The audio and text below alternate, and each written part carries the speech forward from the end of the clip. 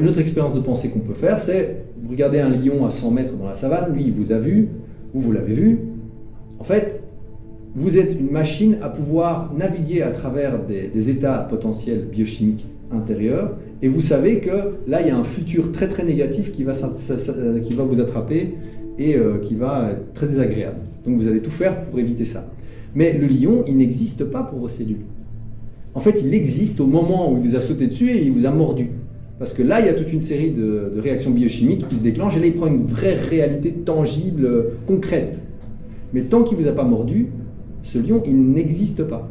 Le stress qui provoque et tout ça. Le stress qui provoque, justement, c'est-à-dire que c'est comme si votre cerveau pouvait informer vos cellules qu'il y a un futur dangereux qui se rapproche d'elles, un état potentiel futur biochimique très désagréable qui est en train de devenir de plus en plus probable, et de dire, si tu veux éviter cet état biochimique désagréable, tu peux naviguer ta réalité et voilà. De nous protéger. Exact, c'est ça. Mais donc c'est juste une façon de naviguer à travers des futurs. Mais le lion, c'est pareil pour lui. Hein. Lui, c'est l'inverse, c'est de se dire, il y a une proie là-bas, ça c'est un état biochimique agréable, intérieur, je vais tout faire pour essayer de l'atteindre.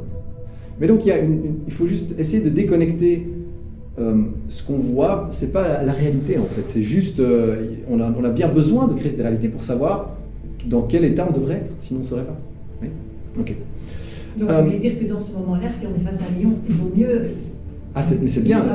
Oui, mais c'est très bien. L'interface, elle est tout à fait nécessaire. Il ne faut pas dire qu'il faut, on va retourner à se dire, non. Mais c'est de faire ce lien entre l'intérieur et l'extérieur. Parce qu'il y a énormément de sagesse comme ça, des trucs qu'on dit, on voit le monde tel que l'on est, pas que tel que nous sommes, pas tel qu'il est, etc. Et on essaie de comprendre pourquoi. Mais en fait, c'est ça. C'est-à-dire que, en fait, moi, je ne vois que des potentiels biochimiques. Et en fait, c'est pour ça qu'on est chacun dans notre réalité. Parce qu'il y a certaines personnes qui ont des phobies un peu irrationnelles.